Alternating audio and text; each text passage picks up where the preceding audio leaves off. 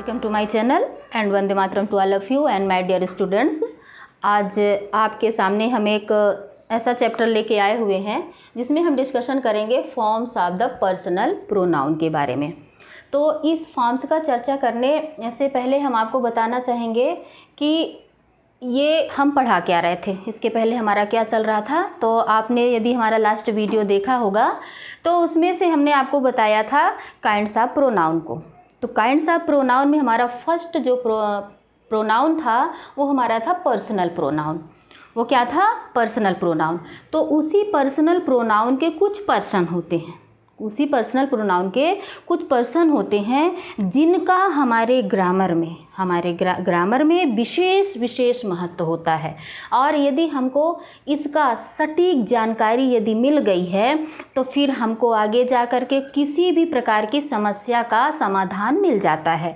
तो हम इन जो पर्सन होते हैं, इन पर्सन का मोस्टली यूज़ हमारे टेंस, वॉइस और नरेशन किया था। मोस्टली नरेशन में हमारे तीनों पर्सन आते हैं। तो उसको जानने के लिए हमें अभी इसके अंदर क्या आ रहा है उसको बताना ज़रूरी है। तो हम अब क्या चल रहे हैं, ये किसका पर्सन है, पर्सन किसका डिवाइड किया जाता है?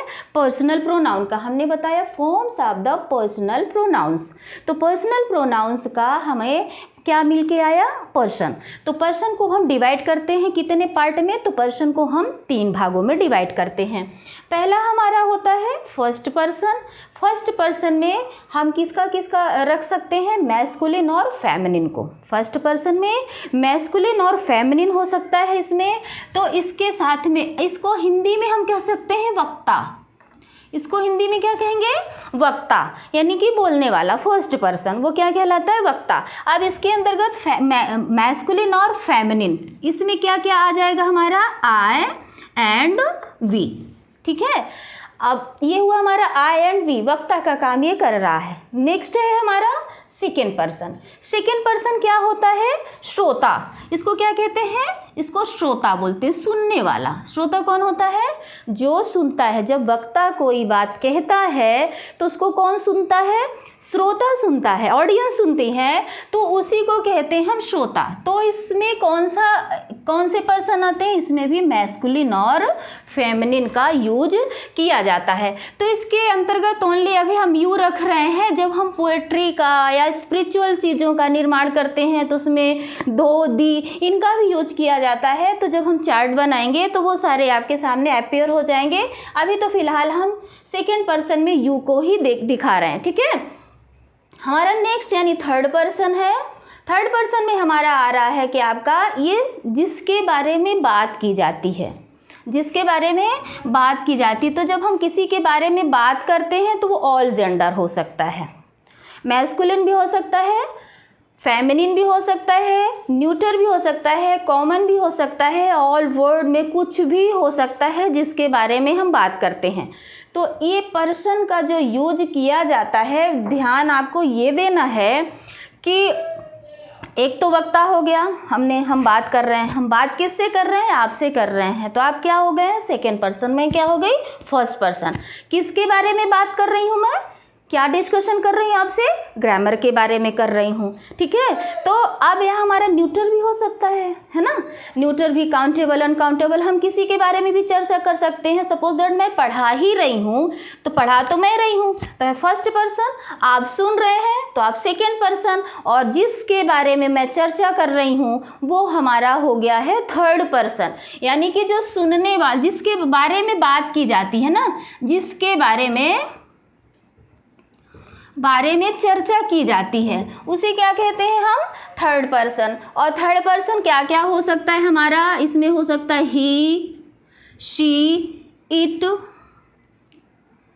दे। ठीक है, तो इनके बारे में अपन चर्चा करते हैं। हम प्रोनाउन में चल रहे हैं तो इनके बारे में करते हैं। अब होपफुली यू अंडरस्टैंड इट। तो आगे हम चलते हैं कि अब क्या हमें बताना है। इसका कॉन्सेप्ट हम क्लियर कर देते हैं, आपको अच्छी तरह से समझ में आ जाएगा जब इनके चार्ट को हम डिवाइड कर देंगे। जब इनके चार्ट को डिवाइड कर देंगे तो आपको अच्छी तरह से समझ में आ जाएगा। तो आप देखेंगे आप चार्ट। स्टूडेंट्स, हमने कहा कि हम आपको एक चार्ट के माध्यम से इसको समझाते हैं। तो चार्ट आपके सामने है, अब इसको मैं समझाने का प्रयास करती हूँ। देखिए क्या हो गया हमारा, पहले हम इसका डिवाइनेशन जो कर रहे हैं तो पर्सन का चल रहे हैं, तो पर्सन को हम डिवाइड करेंगे सिंगुलर और प्लूरल में भी। आप समझने का प्रयास करेंगे कि हमारा जो 3 पर्सन हैं इनको सिंगुलर और प्लूरल में भी हम यूज करते हैं। तो उन्हीं के यूज़ के आधार पर जो सेंटेंसेस में जैसे यूज होते हैं हमारे दैनिक जीवन में भी होते हैं, उन्हीं के आधार पर इनका ये पर्सन का यहाँ पे चार्ट प्रस्तुत किया जा रहा है। तो देखेंगे आपकी फर्स्ट पर्सन जो है, तो फर्स्ट पर्सन में हमारा आ रहा है सिंगुलर यानी एक वचन में हम किसका यूज कर रहे हैं, आई का यूज कर रहे हैं। अब इसका जो हमारा प्लूरल बन जाता है, इसका प्लूरल को के रूप में फर्स्ट पर्सन का प्लूरल क्या होगा, वी होगा, मैं और हम, आई एंड वी। ओके, नेक्स्ट हमारा सेकेंड पर्सन। तो सेकेंड पर्सन में आप देखेंगे कि ये यू जो है इंग्लिश भाषा में यू एक वचन के लिए भी और बहुवचन के लिए भी यू का यूज किया जाता है। अब एक वचन के लिए जैसे किया गया, तो एक वचन के लिए यहाँ पे लिख दिया you are a good boy. ठीक है, आप अच्छे बच्चे हो। तो ये किससे पता चला कि फर्स्ट मतलब ये सिंगुलर के लिए यूज किया गया है, इससे देखेंगे। ठीक है, ये हम इससे देखेंगे you are a good boy. ठीक, अब जब हमको प्लूरल के रूप में यूज किया गया इसमें, तो लिख दिया गया you are very good students. ठीक है, अब हम किससे जानेंगे कि प्लूरल के लिए यूज किया, आप बहुत अच्छे स्टूडेंट्स हैं, छात्रों का जो समूह है। ठीक है ना, यहाँ पे यदि हम यू और ऑल ना भी लगाएंगे, बट इसके अनुसार ये आपने देखा ये चीज़ यहाँ पर से हम समझ में आ रहा है कि यह यू जो है हमारा सेकेंड पर्सन जो है, तो सिंगुलर के लिए भी यूज किया गया है और प्लूरल के लिए भी यूज किया गया है। तो ये इससे हम कह सकते हैं कि जो हमारा सेकेंड पर्सन हो रहा है यू, सिंगुलर में भी यू और प्लूरल में भी सेंटेंसेस में यूज किया जाता है। बस सेंस के आधार पर हम समझ सकते हैं कि यह एक के लिए किया गया है या बहुत के लिए किया गया है। ठीक है, अब हम चलते हैं आगे। अब आता है हमारा थर्ड पर्सन। तो हमने पहले ही बताया था, ये हो गया वक्ता, ये हो गया श्रोता। अब किसके बारे में बात कर रहे हैं हम, जो सुनने वाला होता है, जिसके बारे में बात की जाती है, यानी जिसके बारे में बात की जा रही है, तो वो आ गया हमारा थर्ड पर्सन में। तो थर्ड पर्सन में सिंगुलर में हम यूज करते हैं ही, शी, इट। अब ही हमारा क्या हमने बताया भी कि यह मैस्कुलिन के लिए और यह फेमिनिन के लिए और यह न्यूट्रल के लिए। ठीक है, इनका यूज किया जाता है। ठीक है, अब ये सिंगुलर में आ गया। अब इन सभी का प्लूरल के रूप में क्या यूज किया जा रहा है, दे। इन सभी को प्लूरल के रूप में दे यूज किया जाता है। ये आपको ध्यान में रखना है। यहाँ आपका कॉन्सेप्ट इतना क्लियर हो गया। अब आगे हम चलते हैं। हमने आपको बताया था केस भी पढ़ाया था। तो अब उस केस के रूप में इसका डिवाइनेशन करके एक चार्ट तैयार किया गया है। इसको भी समझना आपके लिए बहुत ज़रूरी है। तो अब हमने एक टेबल बनाया है। इस टेबल के माध्यम से हम आपको इसे समझाने का प्रयास कर रहे हैं और आशा करती हूँ आपको ज़रूर समझ में आएगा। तो टेबल आप फर्स्ट, सेकेंड और third person, first, second and third person, ये टेबल जो हमारा चल रहा है। तो अब पर्सन तो हमारे 3 ही हैं। ठीक है, हमने पर्सन के आधार पर इनको बता दिया है कि पर्सन अब यदि हमारा चल रहा है तो ये नॉमिनेटिव आया, तो आप एक सरसरी निगाह से देखेंगे तो नॉमिनेटिव में हमारा I, we, you, they, he, she, it ये आ रहा है। ठीक है, अब इसका किस में यूज हम कर रहे हैं, नॉमिनेटिव में। और नॉमिनेटिव को हम क्या कहते हैं, सब्जेक्टिव भी।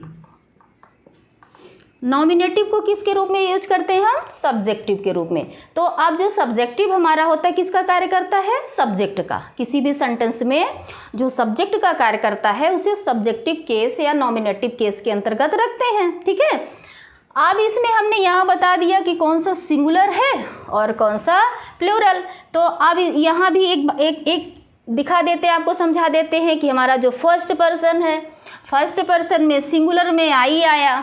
ठीक है, तो इसको हमने क्या यूज किया, जब इसका ऑब्जेक्टिव आया, इसके आई का हमारा ऑब्जेक्टिव बन रहा है मी। आई का ऑब्जेक्ट के रूप में क्या बन रहा है, मी बन रहा है। और इसको अब पॉजेसिव जो होता है हमारा, पॉजेसिव प्रोनाउन भी होता है और पॉजेसिव एडजेक्टिव भी होता है। तो हमने उसका भी चार्ट यहाँ पे आपको शो कर दिया है। तो अब आपको ध्यान देना है कि जब ये पॉजेसिव आता है तो आई का माई बनता है किसके रूप में, एडजेक्टिव के रूप में, और माइन बनता है किसके रूप में, प्रोनाउन के रूप में। अब इसका यूज़ थोड़ा सा देख लेंगे। इसका यूज आपको देखना है कि प्रोनाउन और एडजेक्टिव के रूप में पॉजेसिव का यूज कैसे किया जाता है। बाय एग्जांपल हम आपको बता रहे हैं, दिस इज माय बुक, ठीक है, दिस इज माय बुक। अब यहाँ पे आ गया दिस बुक इज माइन। दोनों का अर्थ एक ही हो रहा है कि दिस इज़ माई बुक या मेरी पुस्तक है। इसमें भी दिस बुक इज़ माइन या मेरी बुक है। दोनों का सेंस एक ही हो रहा है, अर्थ हो रहा है, लेकिन इसके ग्रामेटिकल के रूप में देख रहे हैं, इसके यूज करने के तरीके में देख रहे हैं, यूज करने के तरीके में देख रहे हैं। तो इन सेंटेंसेस को देख करके आप जान रहे हैं कि पॉजेसिव के रूप में, प्रोनाउन के रूप में कौन सा वर्ड यूज किया गया है, माइन, ठीक है, और एडजेक्टिव के रूप में इसमें क्या यूज किया गया है, माई। तो इन सेंटेंसेस के आधार पर, इनको देखने के आधार पर, इस चार्ट के आधार पर आप इसको बता सकते हैं कि यह पॉजेसिव एडजेक्टिव है या पॉजेसिव प्रोनाउन। तो अब आपको बताना ये है, तो आपको अच्छी तरह से ये समझ में आ गया है कि ये हमारा सेंटेंस क्या कहला रहा है, possessive adjective, possessive adjective according this chart. According this chart यह हमारा सेंटेंस पॉजेसिव एडजेक्टिव हो गया। And second sentence is possessive pronoun. ये सेंटेंस हमारा क्या हो गया है, ये सेंटेंस हमारा किसको दर्शा रहा है, पॉजेसिव प्रोनाउन को, ठीक है। अब आपको ये समझ में आ गया होगा, ठीक। अब आगे चलते हैं। इसी तरह से बाय सेंटेंसेस सबके एग्जाम्पल दे करके समझ सकते हैं आप और पढ़ भी सकते हैं। नेक्स्ट हमारा प्लूरल फॉर्म में हम यूज करते हैं वी का हमारा जो ऑब्जेक्टिव होता है अस होता है और इसका पॉजेसिव होता है अवर एडजेक्टिव के रूप में और प्रोनाउन के रूप में अवर्स। देखिए बच्चे मात खाते हैं, यहीं पर आपके कंपटीशन में जो सेंटेंस आते हैं किसके आते हैं, पॉजेसिव के, मोस्टली पॉजेसिव के रहते हैं। और वहाँ पे आपको यही उनमें अंतर दिखाना होता है कि ये पर्सनल, ये पॉजेसिव एडजेक्टिव का पार्ट है या पॉजेसिव प्रोनाउन का। तो यदि ये चार्ट आपको अच्छी तरह से समझ में आ जाएगा तो आपको कहीं भी कंफ्यूजन फेस नहीं करना पड़ेगा। तो ये चलते हैं, ये देख लिया, ठीक है। अब हमारा चलते हैं सेकंड पर्सन में। सेकंड पर्सन में आप जानते हैं सिंगुलर और प्लूरल दोनों में यू का यूज किया जाता है। तो इसमें इसका ऑब्जेक्टिव भी यू ही होता है, इसका ऑब्जेक्टिव भी यू ही होता है। जैसे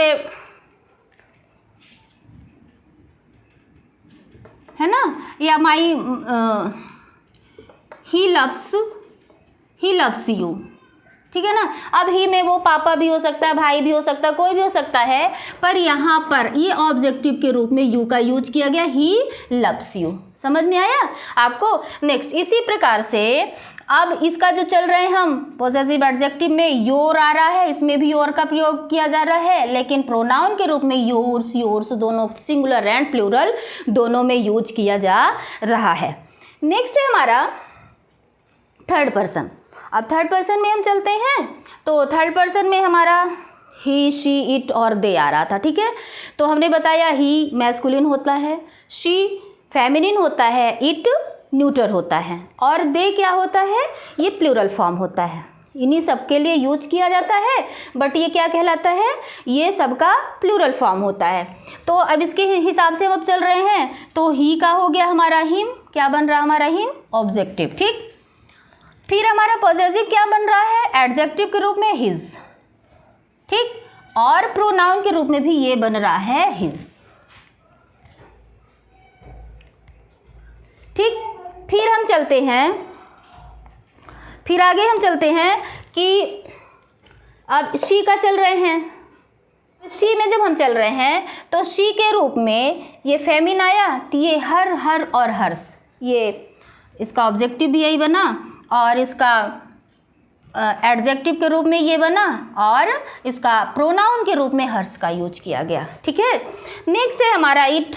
इट जो है हमारा, तो ऑब्जेक्टिव के रूप में इट ही होता है इसका, और एडजेक्टिव जो हमारा आता है, एडजेक्टिव पॉजेसिव एडजेक्टिव के रूप में इट्स का प्रयोग किया जाता है और इसका प्रोनाउन के रूप में नो चेंज, ये कोई यूज इसका नहीं होता है। नेक्स्ट हमारा इसी का दे हमारा प्लूरल फॉर्म में यूज किया जाता है और प्लूरल फॉर्म में इसका ऑब्जेक्टिव बन रहा है हमारा दे। एडजेक्टिव के रूप में पॉजेसिव एडजेक्टिव के रूप में इसका दे का यूज किया जा रहा है और प्रोनाउन के रूप में इसका यूज देयर्स के रूप में किया जा रहा है।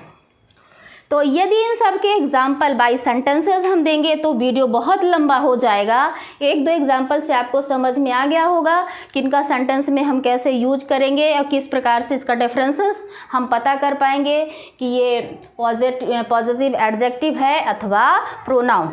इतने में ही आपको अंतर देखना है। बाकी नॉमिनेटिव और ऑब्जेक्टिव आप अच्छी तरह से समझ गए हैं, केस में भी हमने बताया था तो उसमें अच्छी तरह से समझ गए होंगे। आशा करती हूँ कि आपको ये सेशन मेरा बहुत अच्छा लगा होगा और को पढ़ने का प्रयास करेंगे और लगातार बने रहिए। हमारे वीडियो को सब्सक्राइब करिए, चैनल को लाइक करिए, कमेंट्स करिए और पढ़ने का प्रयास करते रहिए। For watching this video, thank you so much.